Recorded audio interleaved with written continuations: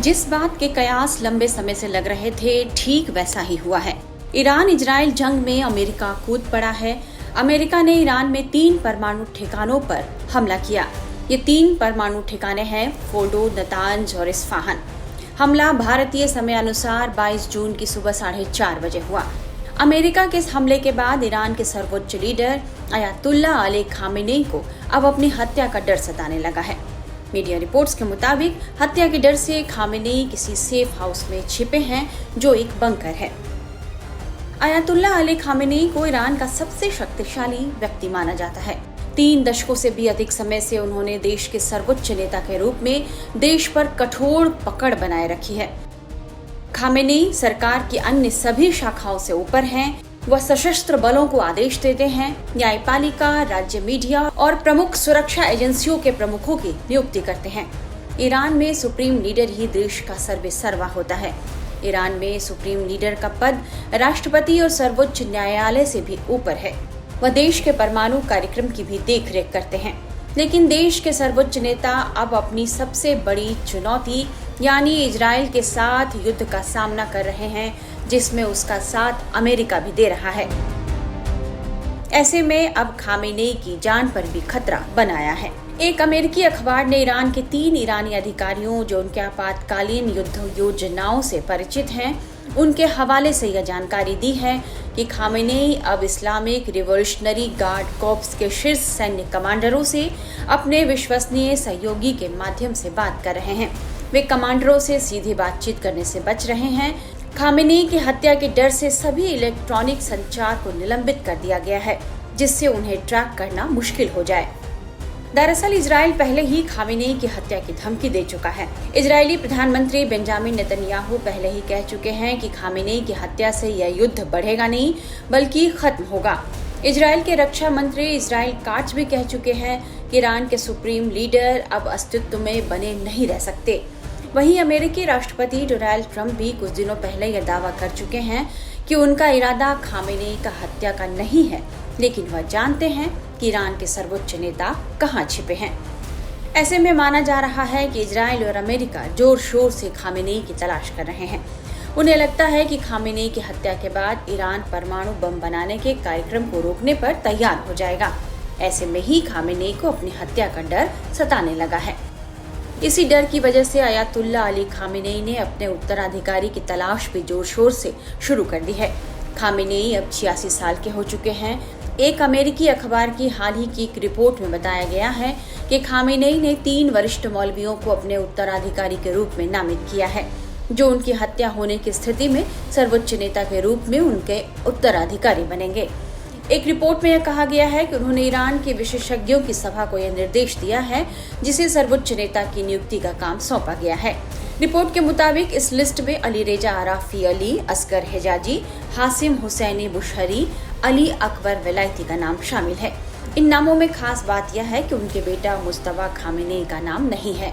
इससे पहले उनके उत्तराधिकारी के तौर पर उनके बेटे को ही माना जा रहा था। यह कदम उनके 3 दशक लंबे शासन पर मंडराते संकट को दर्शाने वाला सबसे बड़ा संकेत माना जा रहा है। हालांकि अमेरिका के हमले के बाद ईरान पूरी ताकत के साथ इजराइल पर अटैक कर रहा है। उसने इजराइल के 10 शहरों पर मिसाइल से हमला किया। अमेरिका द्वारा ईरान में 3 परमाणु स्थलों पर हमले के कुछ घंटों बाद ईरान ने 22 जून की सुबह इजराइल की ओर 40 से अधिक मिसाइलें दागी, जिसमें कई लोग घायल हो गए हैं।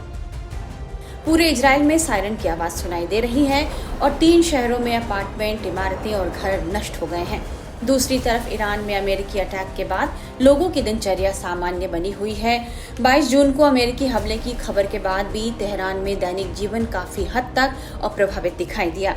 बिजली, पानी या बुनियादी सेवाओं में कोई व्यवधान की सूचना नहीं है। जो निवासी पिछले सप्ताह अलग अलग जगहों पर पलायन कर गए थे, वे अब शहर लौट आए हैं। इजराइल ईरान जंग कितना खतरनाक मोड़ ले रही है, इसे विशेषज्ञ से समझते हैं।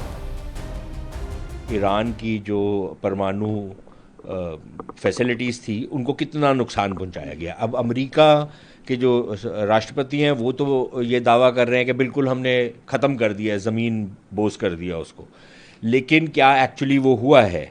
क्योंकि कुछ ऐसी भी खबरें आ रही हैं जिसमें यह बताया जा रहा है कि वहाँ से कुछ सामान ऑलरेडी निकाल लिया था ईरानियों ने। और अगर वो जो फैसिलिटीज़ हैं जो वहाँ पर बनी हैं उनको अगर पूरी तरीके से नुकसान नहीं पहुँचा तो फिर क्या और इस तरीके के हमले होंगे या अब यहाँ पर ही बात रुक गई है।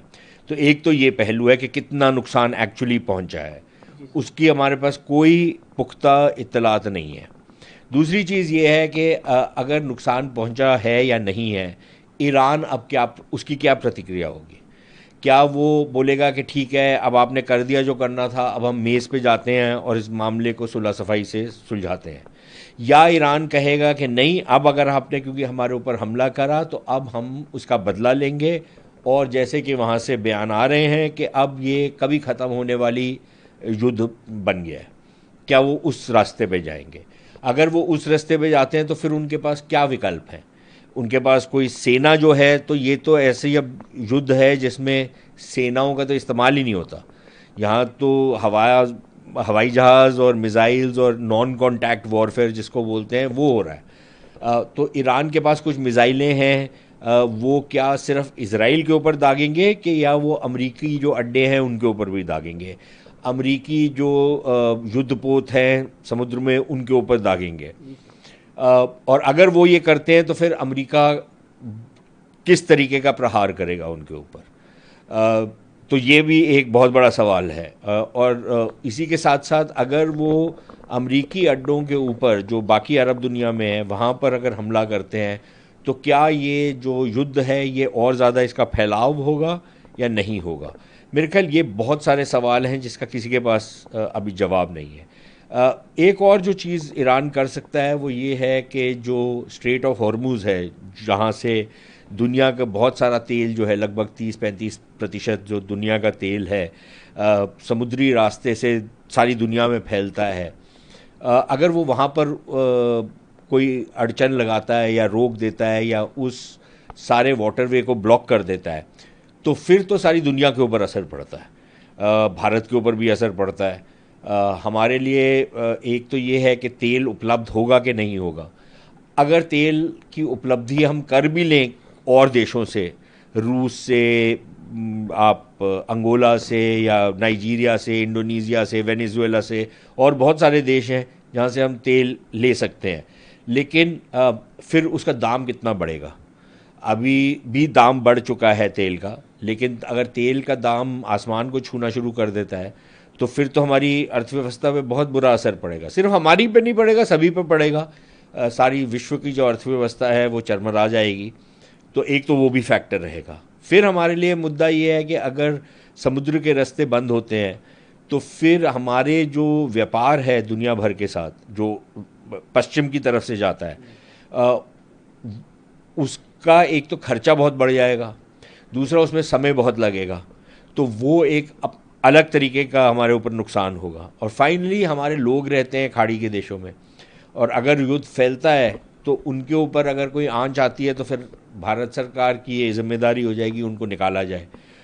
ईरान से तो निकाल सकते थे क्योंकि कोई बहुत ज़्यादा तादाद नहीं है ईरान में, लेकिन जो खाड़ी के देश हैं वहाँ तो बहुत बड़ी तादाद है लोगों की, तो कैसे निकालेंगे उनको। तो बहुत प्रॉब्लम्स तो हैं,